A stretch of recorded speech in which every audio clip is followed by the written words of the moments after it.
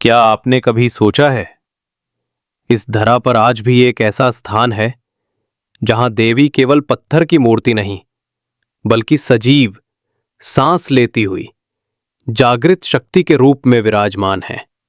एक ऐसा धाम जहां रात ढलते ही अनकहे रहस्य जीवंत हो उठते हैं, जहां हर ओर अदृश्य शक्तियों की आहट महसूस होती है, जहां अधूरी मनोकामनाएं पलक झपकते ही पूर्ण हो जाती हैं, और जहां पर्वत, नदी, आकाश, सब कुछ मानो किसी अदृश्य शक्ति के आदेश पर संचालित होता है। वो स्थान है विंध्यवासिनी शक्तिपीठ। एक ऐसा तीर्थ जिसके रहस्य आज भी विद्वानों को चौंकाते हैं और जिसके चमत्कार हर श्रद्धालु को स्तब्ध कर देते हैं। क्या सचमुच यहां देवी स्वयं प्रकट होकर अपने भक्तों को दर्शन देती हैं, या फिर ये मात्र किंवदंती है? आइए खोलते हैं इस अनकही गाथा का पर्दा और जानते हैं विंध्यवासिनी धाम का वो रहस्य जिसे सुनकर आप सिहर उठेंगे। विंध्यवासिनी शक्तिपीठ, वो धाम जो सृष्टि की आरंभिक लहरों से अस्तित्व में है।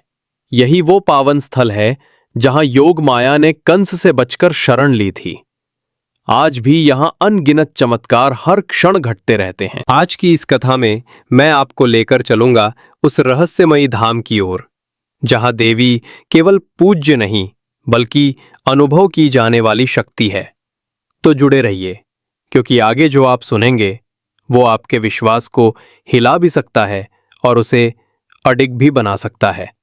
कल्पना कीजिए, दूर से सुनाई देती घुंघरुओं की छनछनाहट, आरती की गूंजती घंटियां, सरयू सी शांत बहती गंगा का किनारा, सांझ का केसरिया आभा बिखेरता आकाश, और इन सब के मध्य विंध्याचल की गोद में विराजमान मां विंध्यवासिनी।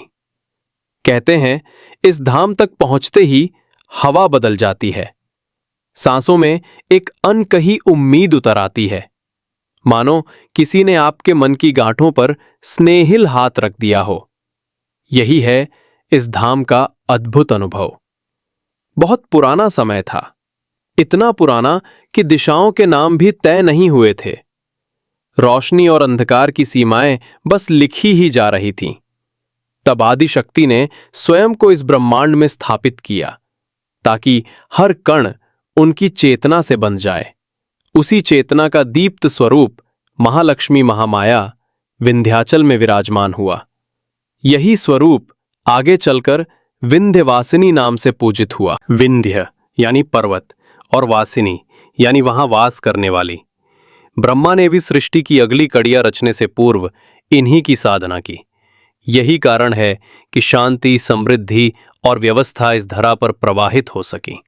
फिर समय बदला, युग बदलते गए और कथा पहुंची गोकुल की गलियों तक। भागवत पुराण में वर्णन है, जैसे ही श्री कृष्ण प्रकट हुए वैसे ही योग माया भी अवतीर्ण हुई। कंस ने जिस नवजात कन्या को समझकर मारना चाहा, वह उसकी पकड़ से छूटकर आकाश में प्रकाशमान हो उठी। वो हंसकर बोली, तुझे मारने वाला कहीं और जन्म ले चुका है, और फिर आकाश को चीरते हुए लौट गई अपने प्रिय निवास विंध्याचल। यहीं आज उनका जागृत स्वरूप विंध्यवासिनी धाम के रूप में विराजमान है। देवी की कथा यहां थमती नहीं। महिषासुर का वध हम सबने सुना है।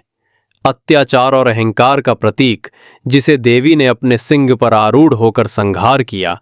ये युद्ध केवल विजय का प्रतीक नहीं था, बल्कि ये उद्घोषणा थी कि जब जब संतुलन डगमगाता है, मां अपने किसी न किसी रूप में प्रकट होकर व्यवस्था को पुनः स्थापित करती हैं। विंध्यवासिनी का तेज भी इसी संकल्प से प्रज्वलित होता है। विंध्य पर्वत का स्वभाव भी अद्भुत है। विंध्य का अर्थ है विभाजन। ये पर्वत उत्तर और दक्षिण को जोड़ने वाला सेतु भी है और सीमा भी। कथा है कि कभी विंध्य को अपने वैभव पर अभिमान हो गया। वो इतना ऊंचा उठ गया कि सूर्य का मार्ग बाधित होने लगा। तब महर्षि अगस्त्य ने उसे विनय का पाठ पढ़ाया। विंध्य ने प्रण किया कि जब तक अगस्त्य लौटकर न आएंगे वो विनीत ही रहेगा। ये संकेत है कि प्रकृति का उग्र रूप भी दिव्य संयम के आगे नतमस्तक हो जाता है, और उसी संतुलन की अधिष्ठात्री हैं मां विंध्यवासिनी। सुबह का बेला हो, गंगा किनारे बहती लहरें मंदिर की सीढ़ियों से लिपटती प्रतीत होती है। शंखनाद की गूंज पूरे विंध्याचल में फैलती है। गर्भगृह में सिंदूर से सजे दिव्य स्वरूप के दर्शन होते हैं। यही कारण है कि इसे सिद्धपीठ कहा गया है। ये जागृत स्थान है जहां आह्वान और उत्तर के बीच विलंब नहीं होता। भक्त कहते हैं, यहां मां हर मनोकामना सुनती हैं। कोई संतान सुख चाहता है, कोई रोग मुक्ति, कोई बस एक शांत मन, और हर पुकार का उत्तर मां देती हैं। इस धाम की विशेष साधना परंपरा है त्रिकोण यात्रा। एक धुरी है विंध्यवासिनी, दूसरी अष्टभुजा देवी, तीसरी काली खोह। मान्यता है कि इन तीनों के दर्शन पूर्ण करने से साधना का चक्र पूर्ण हो जाता है।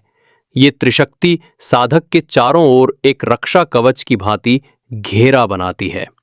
इतिहास की ओर लौटें तो ये धाम अनगिनत युगों के साक्षी रहा है। राजाओं का संरक्षण मिला, भक्तों की तपस्या ने इसे और पावन किया। युद्ध, अकाल, डकैतों का आतंक सब झेला, लेकिन आरती जय अंबे गौरी युगों से उसी स्वर में गूंजती रही। देवी धाम केवल ईंट पत्थर का निर्माण नहीं होता, वो स्मृतियों और विश्वास का घर होता है। और विंध्यवासिनी धाम तो मानो आस्था की राजधानी है। कहते हैं यहां चमत्कार रोज घटते हैं। किसी मां ने नवरात्र में 9 दिन व्रत रखा और 10वें दिन संतान सुख पाया। किसी व्यापारी की डूबती नाव जय मां विंध्यवासिनी पुकारते ही तैरते लकड़ी के तख्ते से बच गई। किसी का अदालत का उलझा मामला महीनों में सुलझ गया। ये सब संयोग लग सकते हैं, लेकिन श्रद्धालुओं की आंखों में उमड़ते आंसू कहते हैं, यहां कर्म और कृपा साथ साथ चलते हैं। नवरात्रि का दृश्य तो और भी अद्भुत होता है। रंग बिरंगी चुनरिया, माथे पर रोली की लकीर, सैकड़ों हजारों भक्तों के जयकारे। आरती के समय गंगा में दीपों की कतार उतरती है तो लगता है जैसे तारे जल में आकर चमक उठे हों। ये केवल उत्सव नहीं, ये सामूहिक श्रद्धा का महापर्व है। कई साधक मानते हैं कि विंध्याचल ही मणिद्वीप का प्रतिबिंब है, वो परम धाम जहां से शक्ति की तरंगें पूरे ब्रह्मांड में फैलती हैं। गर्भगृह की छाया में आंखें मूंदते ही लगता है जैसे भीतर एक पारदर्शी द्वीप खिल उठा हो, जहां हर सांस देवी की उपस्थिति का अनुभव कराती है। इतिहास, रहस्य और चमत्कार, ये तीनों धाराएं अंत में एक ही सागर में मिल जाती हैं। इतिहास कहता है ये धाम युगों से पूजित है। रहस्य कहता है जो दिखता है वो सब नहीं, असली अनुभव भीतर छिपा है। और चमत्कार कहता है असंख्य छोटे छोटे संयोग जीवन की धारा मोड़ सकते हैं। और मां, वो बस मुस्कुराकर सुनती रहती हैं। किसी दिन आप भी वहां जाएंगे, गंगा के घाट पर बैठेंगे, दूर मंदिर की घंटियां गूंजेंगी, हवा बालों से खेलती हुई गुजरेगी, और शायद आपको भी लगेगा, हां, कोई तो है जो सचमुच सुन रहा है। यही है विंध्यवासिनी धाम की कथा। जय मां विंध्यवासिनी। आपको यह कहानी कैसी लगी? कमेंट करके जरूर बताइए।